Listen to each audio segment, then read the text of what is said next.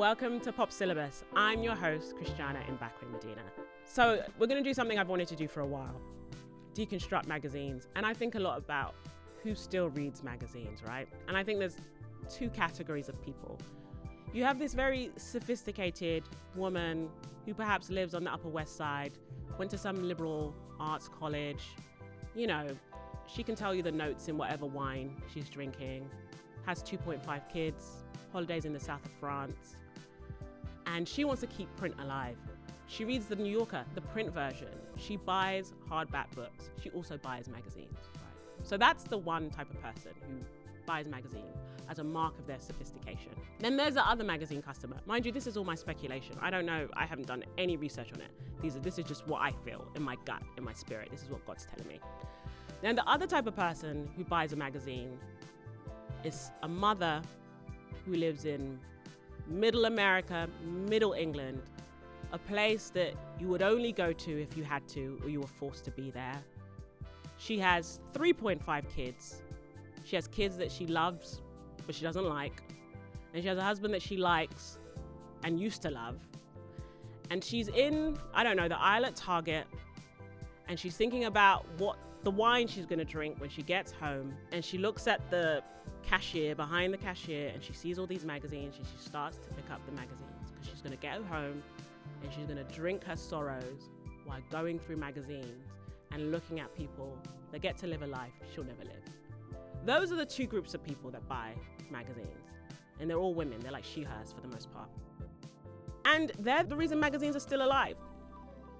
The first magazine we're going to go through is Cosmopolitan. And on the cover is Sydney Sweeney with her MAGA Milkies. And when I say MAGA Milkies, I'm not trying to say Sydney Sweeney is MAGA herself. She might be. Evidence kind of points to her perhaps being. MAGA is just more an idea and an energy, you know, what she's transmuting to the world. Sydney Sweeney on the cover of Cosmopolitan, looking like a Barbie and gleefully self-objectifying herself, which I think if you're going to self-objectify, you should do so gleefully. And again, when I say MAGA Milkies, this is not a reflection of her politics. It's just that I think her Milkies, her breasts are very MAGA coded, and the way she uses them as a prop, right? And she's actually just holding them, which I admire, because the thing I like about Sydney Sweeney is Sydney Sweeney does not pretend that she is not objectifying herself. And I think that is very refreshing, and I think it's uniquely American, because if she was British, I think she would do that thing. I'm like, I just can't help the fact my boobs are big. They're just there. But Sydney Sweeney is like, no, she's holding them. She's literally holding the boobs. But before we get into the context of the Sydney Sweeney spread and interview, the first thing I see is a Skechers ad with Sofía Vergara, who, the reason I think she's so brilliant is because I don't think that's her real accent. I think she's putting on an accent for us, because she knows we love the sultry, angry Latina. So she overdoes her R's and she falls into this trope, and we love it, and we love Modern Family, and we love that she was married to that old guy. And so it's a Skechers ad, and she is literally almost kissing the shoe, which is bleak. Like, I'm looking at this ad and I'm like, first and foremost, who's buying Skechers? Again, it's the woman who's going home to get really, really drunk. That's who's buying these Skechers. The other woman who's maybe reading Cosmopolitan is not going to buy the Skechers, but she's like, I love that there are people in America who exist who still wear Skechers. You see where I'm going with this. Anyway, there's a Skechers ad. So Skechers obviously still have money to put into magazines. There's lots of perfume ads. And then let's get to the Sydney editorial, because I think it is so instructive. In the first picture, she's in lingerie. And I'm trying to figure out if it's her own lingerie or bra line, because Sydney, because she is so brilliant, and she does have her own lingerie line. I think it's called Siren, but with like SYRN. And I went on the website, not because I was going to buy any for myself, because maybe this is oversharing, but all my bras come from Amazon. I just buy stuff from Bezos shop because it doesn't matter. Like, I'm almost 40 years old. I don't need to be in a nice bra, right? But I was like, let me go on this website and see her bra line. I can't tell you if it's good or bad. I'm not like that type of sophisticated person. I asked a friend who's into underwear and she said it's bad. But you know what? The funniest thing about this spread is that you see Sydney, who is very gorgeous, and she's showing us our chaps here, and she has like a leather skirt. It's an apron actually by Miu Miu. And the big quote is, I think that they underestimate my strengths, but they overestimate how much control I have over a narrative. Do I believe that? I don't know. I think Sydney believes that. And it's compelling to me that Sydney believes that. But I don't think she has as much control over the narrative as she would like to think. And that's because none of us have control. This is just like a bigger philosophical thing. Who is in control? What is control? It doesn't exist, right?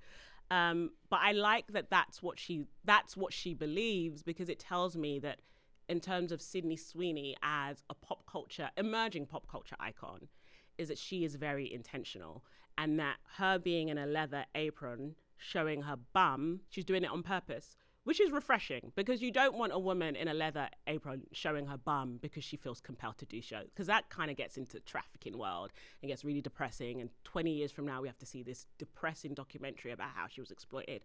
I enjoy the fact that Sydney exploits herself. And then it just is more of the same. I guess her in like cowboy boots and underwear, and then her kind of taking off her top. And I want to be clear, this is not me slut shaming. I would never do that. I think Sydney knows quite strategically, like, the world would not be interested in her if she didn't do these things. And I think Sydney wields her body in a way to reel people in, and so they underestimate her. I think what might happen to Sydney Sweeney is what happened to Pamela Anderson, who is similarly beautiful and intelligent, and somebody that was known in her 20s and early 30s for her body and for her bust, is that there's going to be a point when she's going to be like, I want to be taken seriously. I want to be a serious actress. And I think Sydney did try and do it with Chrissy. You know, that movie where she's a boxer and gets ugly, quote unquote. And Chrissy, if that's the right name of the movie, it didn't get nominated for an Oscar. And it was clear she really wanted the Oscar nomination, right? And I think Sydney will get to a point where she's like, I have all this money. I've made money from bras and from eugenics jeans, whatever that Wrangler campaign was, and I've made money selling my bath water to men. Like, she's going to have enough money, and she's probably going to marry some old man who has 10 planes, right? So it's not going to be about the money, and she's going to tell herself the lie that we all tell ourselves, like, it's about the work and the art, right? And she's going to want to make a serious film. And at that point, I don't know if those offers will come. And that's because pop culture and Hollywood has a very limited vision of what a woman can be. And that's unfortunate. And that's not Sydney's fault. But I think that by kind of leaning into like the MAGA Milky imagery and all of these sexy shoots, what's going to happen long term is that by the time she gets to like where Pam Anderson is now, she's going to have to perform this overly goodness. Sydney's going to have to be like, I don't wear makeup, I don't eat meat, I pray every day, look at me, I am such a good person. And that's what's going to take for the world to be like, okay, now we see you as a serious actress. That's just me telegraphing what I think the future will be. Or she may be completely fine because she says she's very smart and we shouldn't, underestimate her. So that's enough Sydney Sweeney. All right, so I'm going through, and then we have Tyriq Withers. Now, if you have followed me for any amount of time, you know how I feel about beige men. Also, if you see my husband. Beige men, my kryptonite. And Tyriq is beige and 6'5". The Bi Rascal King is really having a moment, and this, I will say, is an amazing editorial. He looks great. I really do think he's a star. And it's interesting seeing him in Cosmopolitan, because when I think about that woman who's currently maybe 1.5 glasses of wine in, and she sees this picture of Tyriq biting, they look like cowrie shells. It's a cowrie shell chain. If for those that don't know, cowrie shells, in not even ancient African civilization, I can't think about what year, it's like I'm bad at history, but in West African culture, it's what we used as currency at one point, and it's also what we use as a sign of protection. So you'll often see cowrie shells in chains, in bracelet. But Grace Wells Bonner at the Met Gala, I think it was Lewis Hamilton, he wore a cowrie shell suit. I went through a phase last year when I was wearing cowrie shells, but I won't say why because my mum will freak out. But yeah, it's great seeing him with the cowrie shells. It's a lovely reference. It's very ancestral. There's also a picture of him carrying a small dog. I don't understand why. I don't think animals should be props. But back to that woman who's probably 1.5 glasses of white wine in and maybe just did a shot of whiskey. I think she looks at this picture of Tyriq and she hates her life. She's like, damn, I wish I could have tried a black guy before I got married to Bob over here and had 3 of his kids. And then we get to call them by their name, which is an editorial with Taylor Lautner, which, you know what? I have no problem with him. I think he comes from the Twilight universe, and I never got into Twilight, even though I think Robert Pattinson is a star. And this is something we're going to discuss some other time, but I was having a conversation with a friend about the Leonardo DiCaprio to Timothée Chalamet comparison, and my friend said something so brilliant. He said, no. Timothy isn't meant to be the next Leo. Robert Pattinson is the next Leo. And I was like, are you sure? He was like, no, he is Leo.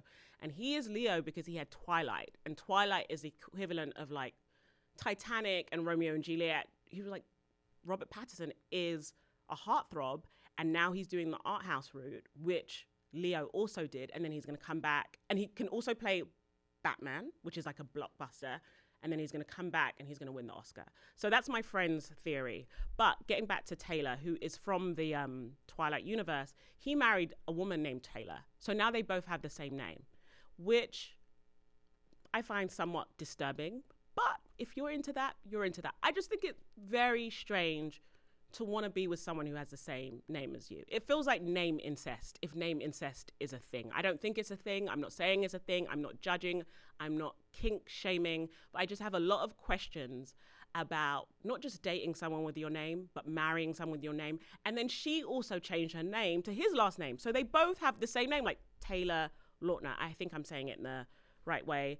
And it's a editorial of them in an American diner, and they're kind of wearing very Americana-inspired clothes, which we're going to come more to, because I do think this is like a motif and a trope currently in a lot of like editorial shoots. They're also on a motorbike, a Harley Davidson, and, you know, I guess they're launching themselves a Taylor Squared or whatever it is. Good for them. I'm happy for them. Whatever it is, whatever they've got going on, I think it's a bit strange, but I am very, very happy for them. And that's Cosmopolitan. Would I recommend you buy it?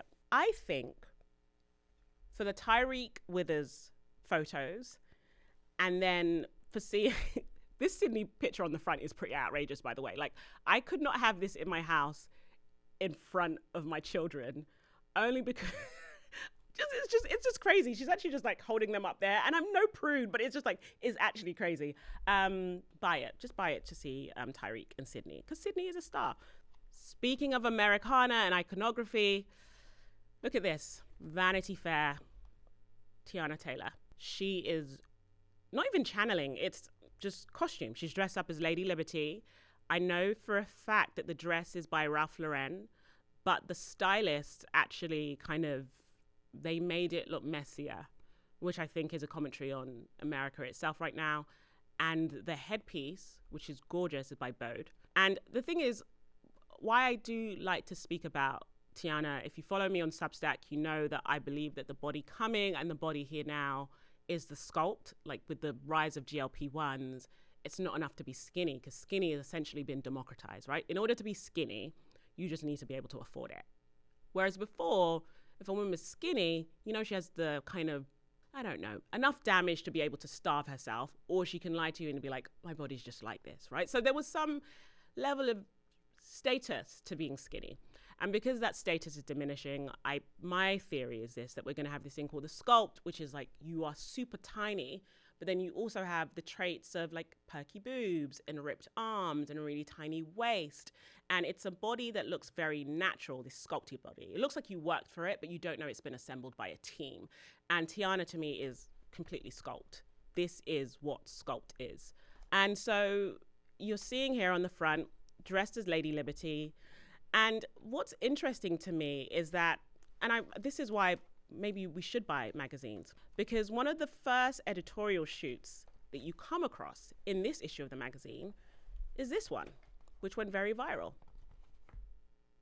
For those that don't know, we were talking about MAGA Milkies earlier, and now we're actually in full-on MAGA land. This is an interview and also a photo editorial that was done with members of Trump administration. And you see J.D. Vance, you see Marco Rubio, you see a bunch of other people who I'm trying not to learn their names. You've got Stephen Miller over there. I know too many of these people. And you see some of these photographs that have gone super viral. because they're not flattering. And, you know, it's, to me, it's the editorial is a masterclass in photojournalism. We have to shout out the photojournalist here, the photographer Christopher Anderson. It's a portrait of power, right? And this is my thing. My least favorite genre of photographs of politicians. I don't like it. Even if it's photographs behind the scenes when you're in like the Obama or Biden or Trump's pool, like whether it's you've been in 10 Downing Street and you're taking a picture of Starmer, I don't like it because I think politicians as people, they know how to perform, they understand the camera, they know not even know their angles. They're often the type of people that are able to dominate their subjects. And so I always find that political photojournalism tends to favor the person in charge. Even though, that being said, there's been a lot of unflattering photos of Trump over the years. But I think that's because he's just getting older and it's really easy to get unflattering pictures of old people. No shade. But this is what is really telling about this shoot. And I think it went super viral at the time, is that none of these people look great in the pictures. And I think that's because they are not very good politicians. And B, it speaks more to their inexperience, right? Because say what you want about Trump, say what you want about Obama, they would never be caught slipping in an editorial like this. And I think that's because they know how to charm people, they know how to work with photographers, and they understand, like they're campaigners. Whereas these guys, they just didn't get it. And you just get these really bad shots. And Christopher Anderson also had no real interest in like softening the world of the White House. Like there's so many harsh shadows and harsh lines. They all look exhausted and they all look miserable. But you know what? So do most people at their jobs. If you came and well, actually, this is my job and I do makeup, so I look good. But if my job as a mum, if you come and take pictures of me in my house, I look horrible. So there's just the fact that they're just like everyone else in the world, doing a job they don't like and they look like crap while doing it. The group shot is, I can't even tell if it's a group shot or he just photoshopped them all together. But, you know, it's kind of underwhelming. But this is what I will say. And this is why I give it to the very sophisticated lady on the Upper West Side who buys Vanity Fair to show she wants to keep print alive. The juxtaposition of going from this administration, and we know, you know, you're picking up what I'm putting down. We know what this administration means. From going, and then you turn the page and you go to Teyana Taylor, a black woman, standing amidst the wreckage, the American flag in the distance, tattered, dirty, chairs on the floor. She looks like a pageant queen who's just won a pageant, but there's been a bar fight. And I think this is so powerful because she's saying this is my flag too. And we know there is a tussle over the flag right now, right? Because this group, the page before, they have a certain vision for America. They have a certain vision for the flag. When they are seen with the flag, it has very different connotations from this image. This image to me also reminds me of, I feel like it's very Diana Ross. It's very old black Hollywood. So I think it's an homage to them. And again, I think in this picture, if I'm not wrong, she's wearing Ralph Lauren. And I think this is something I do want to mention. You know, there's been this whole DEI moment where we've seen brands say, we do not want to do DEI. We're disavowing it. Publicly have stated that. Ralph Lauren has done the opposite. First, he had the Oaks Buffs campaign in Martha's Vineyard, celebrating, you know, the history of the black elite and their relationship with prep wear, which is often not discussed, right? And their relationship and their history of Martha's Vineyard and Howard and Morehouse and Spelman and all these historically black colleges that have educated the black elite. And that brand does a campaign celebrating that, centering them, right? And then they also did a collaboration with some Native American textile designers. So Ralph Lauren is saying something very, very different to other brands. They are saying that we see an America that has a rich tapestry that includes all of these groups and then, you know, spend money with us. And so for me, I think it's pretty important that not only you see Teyana with this brand, but she's wearing their dress. I don't think that's a mistake. But the image I keep coming back to, and I'm turning the page, is back to this one with the flag behind her. And, you know, there are different modes of like American iconography right now that we're seeing in pop culture. Like if we look at Cowboy Carter, you saw Beyonce, she's saying, this is also my flag. This is also my heritage. And that's the South, that's cowboys, that's country music, like that reclamation and that talking about the Black American experience and relationship to the flag in this country that Black Americans have full ownership in and have fought for their freedoms within it. So you have that. And then you have Teyana with this editorial shoot. And I place them in the same kind of family. But then on the other hand, you have Nicki Minaj, who is also posing with the flag. But she's a Black woman posing with the flag aligning with the status quo. So the reason I think that Teyana's image is subversive, especially the juxtaposition, and I don't think that's by mistake. These editors, and this is the thing, as much as I say who buys magazines, and I'm being really mocking, the actual human capital, like the brains at these magazines, they're such smart people, right? So it's not a mistake that you go from the Trump administration to Teyana Taylor posing with that flag. And maybe that's the reason you should buy magazines, because then this image decontextualized is still very powerful, but then when you turn the page, it's like, oof, it hits you in a different way. Maybe we do need to keep print alive.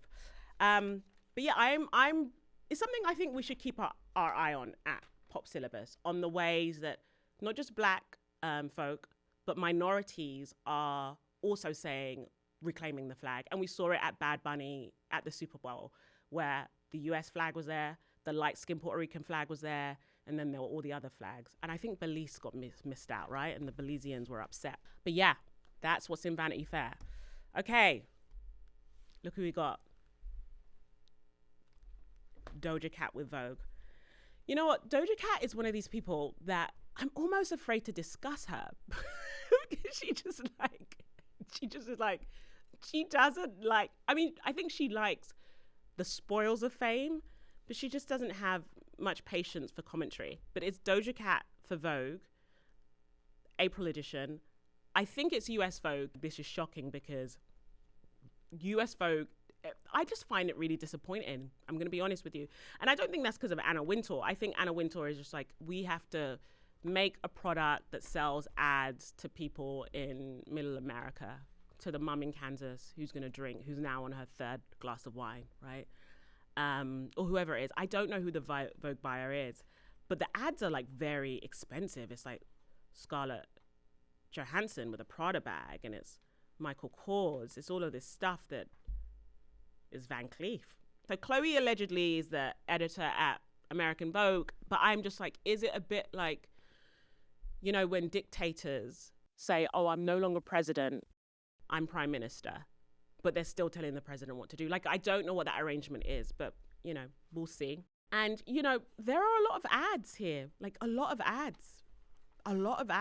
And it's really strange to see ads in real life, because I'm only accustomed to seeing ads either on my phone, doom scrolling, or LA, this demonic city, just big ads on billboards. When you're driving down the street, everything is an ad, or it's like 1-800-lawyer. If you broke your neck at your workplace, you could be entitled to compensation. It's just all very strange. Let's just jump to the Doja editorial. It's great. It's very Annie Lennox. It's just very Annie Lennox. I think that and this is the thing about art and magazines and pop culture, it's very hard to do anything new. Like, nothing is new. Everything is in relationship to something else. And to me, this is Doja Cat as Annie Lennox. It's Doja Cat, very Grace Jones inspired. It's androgynous. She looks beautiful. She's shot perfectly. She looks great. And it's fine. It's like a perfectly fine, good photo shoot. I think that the cover is so arresting, and they pick the perfect image as for the cover. And I do love seeing afro hair on magazine covers. She's got her really short afro, dyed blonde. I love it because we don't see it as much as I think we should. And I don't know the last time we saw her on the cover of Vogue. And her hair looks great. So there is that. But, you know, it's fine.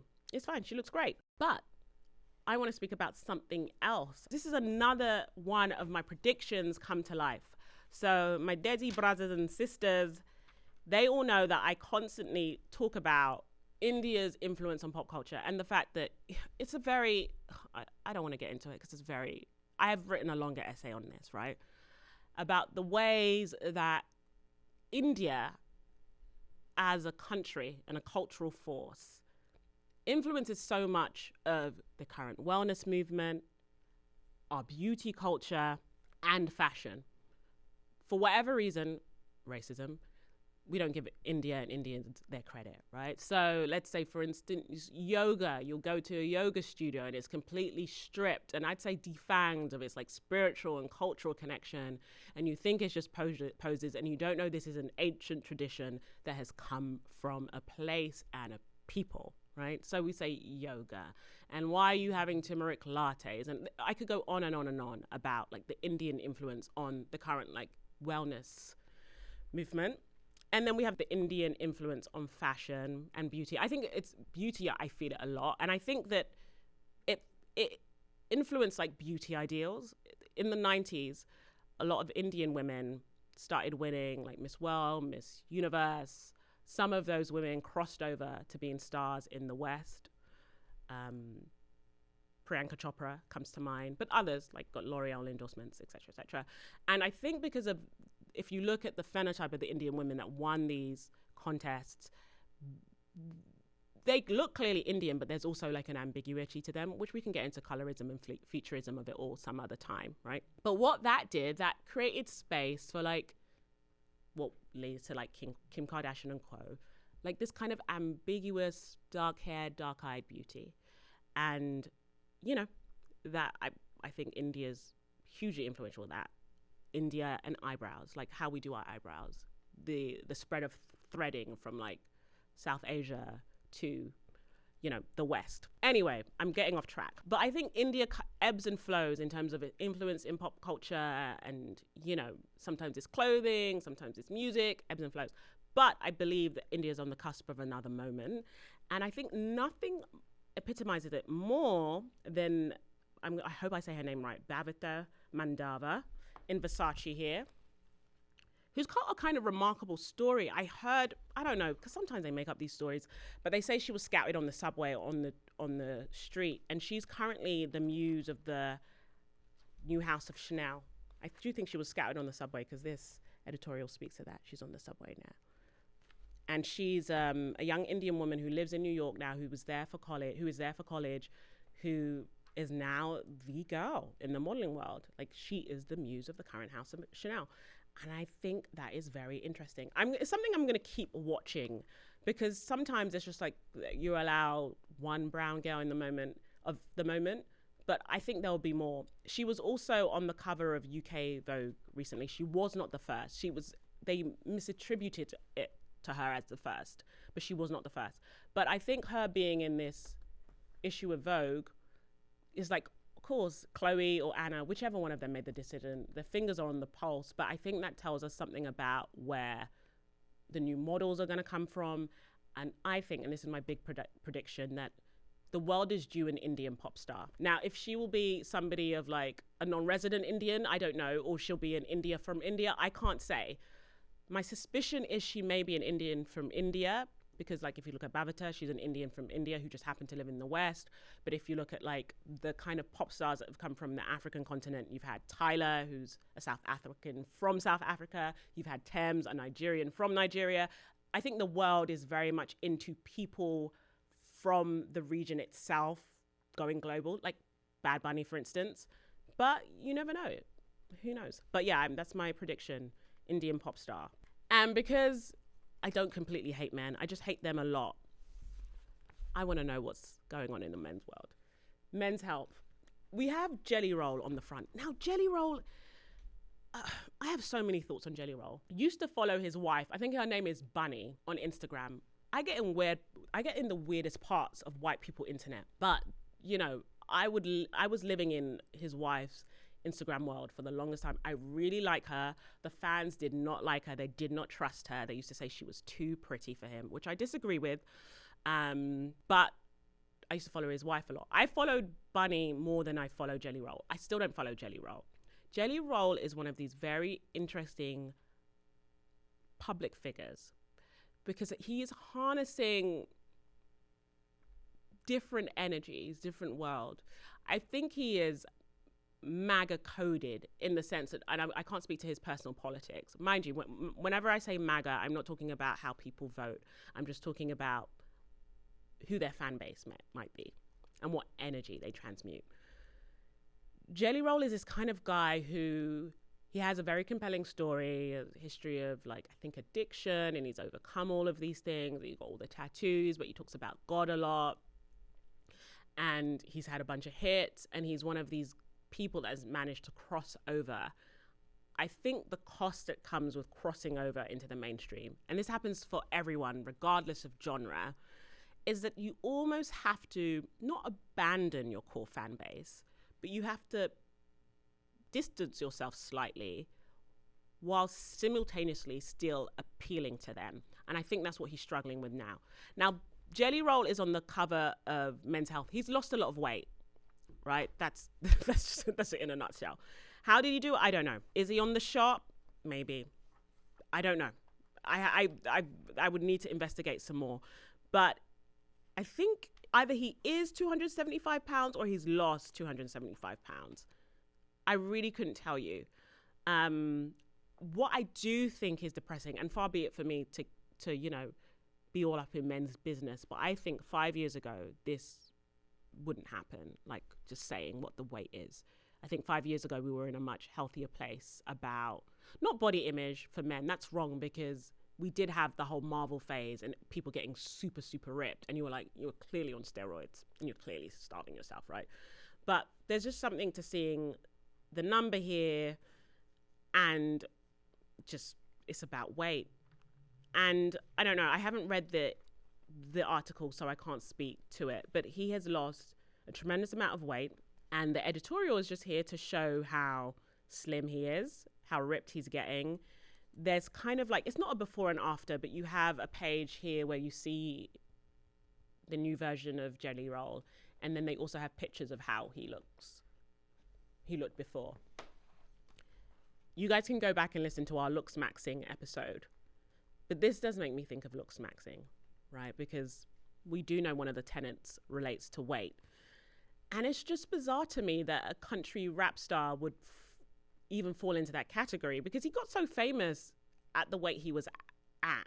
And to me, there's like, if somebody, I believe in radical bodily autonomy, like to the point that I don't believe in forcing people to get vaccines, even though I want all the vaccines, because I like Western medicine, man. Trust me, my people came from Africa. Their kids used to die. Give me the vaccines. But it's just like, so if he wanted to lose weight for himself, that's good. This is Men's Health magazine, so it's about men and health. So perhaps he lost weight for health reasons.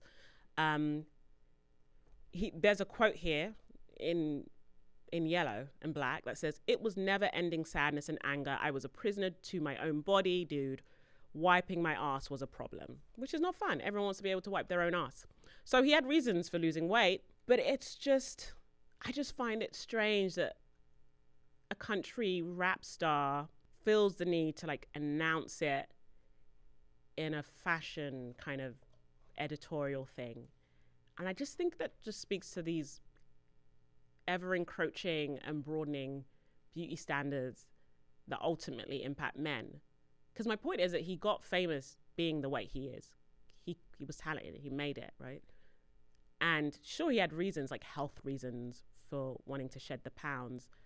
But I think there's probably other motivations as well. Maybe unbeknownst to him and pressures he's feeling, you know? But yeah, that's Men's Health. I don't know what men have got going on. Men's magazines aren't as fun, I tell you that. You wonder why there's a porn addiction crisis when you look at what's in their magazines. It's boring. Okay. And then what have we got here? People magazine, which is, I still go on people.com. I'm going to tell you that. I refresh people.com maybe like 10 times a day, because my problem is I love gossip. It's not gossip, it's oral history, I know, but I just love gossip. People magazine, and on the front we have Sarah Michelle Gellar, and on the back you have Sarah Michelle Gellar. Good for Olay. I wonder if they got like some sort of package. Like, I don't, like, how does that work? Because it also has people's best new launches sticker on it. But we have Sarah Michelle Gellar on the front. I really do love her because I think Buffy is like one of the greatest teen / young adult television shows of all time. I think it's also aged remarkably well. She's also so unproblematic.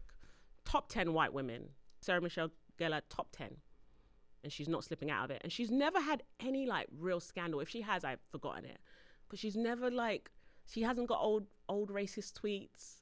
You know, her and Freddie Prinze Jr. have been married for years. She minds her business. She watches reality TV.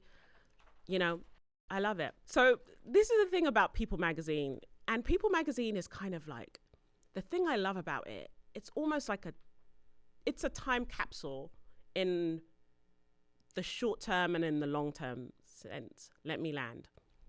For instance, if you read a magazine like 20 years ago, especially a British magazine, there would be a royal roundup once you got into it. And that's what you have. You jump into it, and here we have the royals. We have Kate and William, who are allegedly divorced. I don't know. I don't think they're divorced. I think they're married, and they're just like, you know, like most married people, they find each other annoying, you know? But yeah, they're together, Kate and William. So we got the royal roundup, and we have Meghan Markle here in the corner, and it says Meghan gives back. And let me tell you something that I love about American media. American media never accepted the narrative that British media had over Meghan. So whenever they post Meghan, it's kind of earnestly, which I like. And then you just have the roundup of the other royals, Dolly Parton, Oprah Winfrey, Queen Latifah, who's literally a queen. And so it's just like, it's kind of like the thing that reminds you that like 20 years, like before pre-internet, this was the only way you could access images of celebrity, apart from like watching them on television and gossip. And it's just like a time capsule, because they're talking about Timothée Chalamet and the ballet and opera backlash. And in internet years, that was like 50 years ago. Do you know what I mean? But people are still writing about it. And this is to the time capsule of it all. They have their Oscar spread. Mind you, I've seen these pictures like 200 times on Instagram already. I want to talk about Anne Hathaway and that India thing, because Anne Hathaway is in this roundup. Anne Hathaway here looks very Indian. I don't know. She looks like Desi Anne Hathaway. She looks like Anne Hathaway Patel. So I'm going to keep my eye on that, about this India thing. And they're saying that their best looks from the Oscars. If you guys follow me on Instagram, you all know what I thought about the Oscars looks. I'm not going to get into them again. They have a 24-hour lifeline, but I do not agree with anything people said. But I do like Anne Hathaway. I'm not going to go too much into the Oscars stuff, because it was hard to watch. For the most part, all the women are like vanishing. They're like tiny. And we're just supposed to pretend it's normal. It's just supposed to be like, well, people aren't dying in front of us. They're not emaciated. Whatever. Anyway, to the crucial spread in the middle, wonderful Sarah Michelle Gellar, who is making a comeback. I don't know what the comeback is of. My suspicion is this shoot was planned and shot before the Buffy the Vampire reboot was cancelled. Now, I don't know why it was cancelled. If you know, slip into my DMs and tell me, because you guys know I like gossip. And Sarah Michelle Gellar looks absolutely radiant. The funny thing about, this People editorial, and the thing is, they're not like a Vogue or a Vanity Fair or even a Cosmopolitan that editorials are their thing. When people take pictures of you, you just look pretty. That's the point. Is that I just wouldn't have known these photos actually existed if I hadn't picked up this magazine, which says a lot about maybe the way Sarah Michelle Gellar exists on the internet, or the way People as a brand exists on the internet. I don't think their images are there to be circulated in the way that pictures from Vanity Fair get circulated or pictures from Vogue get circulated. And so my feeling is that that's because People still exist as this kind of, when I say the time capsule, being behind in the short term, but long term, it just exists for the machine. It's like publicists and studios and record companies, they send their talent to People to do these interviews and get these exclusive and do these photo shoots. It's like kind of almost like a trade, less so than for the people. ironically. And then you turn the page, talk about juxtaposition, and it's about a murder, the murder of Skylar Neese. R.I.P. to Skylar Neese. But this does tell me this is for Middle America, because what do women in Middle America love? Murder shows. Podcast where some man kills a woman, and then that woman gets really paranoid and goes into Nextdoor and says, guys, we need neighborhood patrol because they're killing people. But they're not killing people. They just killed this gal. But yeah, so yeah, there's a story about a murder, which kind of tracks. All right. And then we have Star Magazine, and it says Harry and Meghan exiled from Hollywood. Now, if you followed me for any amount of time, you know I have very complicated views on Harry and Meghan. I don't know. I don't even know how to get into this because all the Loving v. Virginia people start jumping into my inbox being like, your husband's white. Why do you care about, why are you judging an interracial relationship? First and foremost, my husband is not white. I'm not telling you his ethnicity because when the race war comes, we want to have lots of options, but my husband is not white. And if he was, who cares? I'd just be a pastor and lobster sister. But I think that, how can I say this in a delicate way? I think Meghan could have done better. I think she should have just held her ground and waited till Jeff Bezos became single. Because if you look at Lauren Sanchez Bezos and you look at Meghan Markle, they're kind of in the same genre. Like Meghan can pass for Latina. And I think she had a chance with the richest man in the world. I honestly believe it. And she ended up with a defunded trust fund kid. And she has to pitch Netflix every day and make TV shows, which is great for somebody like myself who dreamt of, making TV. But it's not great for someone who's a princess, I don't know. There's just something about them that I just really feel for Meghan. And I think Harry always wanted to leave the country and he found this perfect way around it. But they're basically saying that Meghan and Harry are not making it in Hollywood. And my response to that is I feel like no one's making it in Hollywood right now. There are no jobs. But it's just who knows? Who knows what's going to happen with them? But I think they got to the town and Harry realized it's a lot more work than he suspected. And, who would have known that being a prince does not equip you to write scripts in Hollywood? Who would have ever thought that those skills aren't transferable? So it looks like their empire is having a hard time. And the thing, I've never read Star magazine, but I think Star is just messy, which I enjoy, but I don't think I should start reading Star because it will make me messier than I am. What I wanted to say is that I'm rooting for Harry and Meghan because I root for Black women. So I just want Meghan to get all the money and I want her to do really well. And I want to find a way for Harry to get his trust fund back. That's how she wins, right? Where she's able to be in LA and pitch Ted Sarandos, whatever she wants to pitch, makes TV shows about, I don't know, cooking or oranges. I don't know whatever Sincerely Meghan or whatever it's called is about.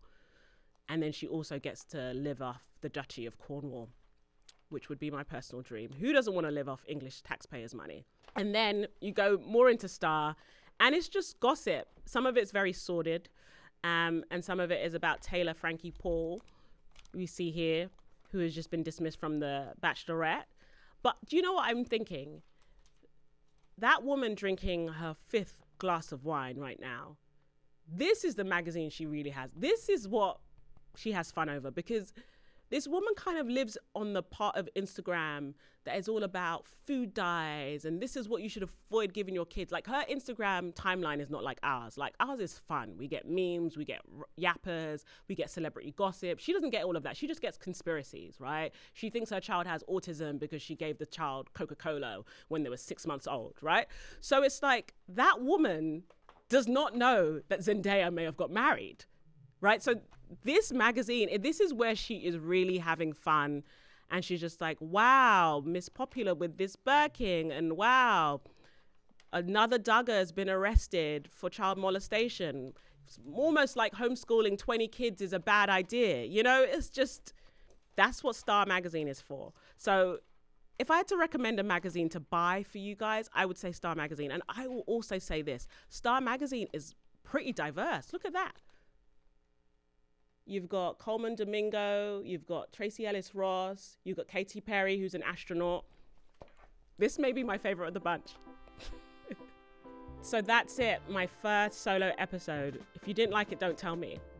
I'm very sensitive. I'm an Aries. okay? My friend says my birth chart is chaos. But if you like it, tell me, write a comment. If you want me to discuss something else, write a comment. You can comment on Spotify, you can comment on YouTube, you can send us an email at hello@popsyllabus.com. We are a community here that love pop culture. We don't care what you believe or how you live or what you are. We just want to know what you think about pop culture and what we should discuss. So send an email or leave a comment.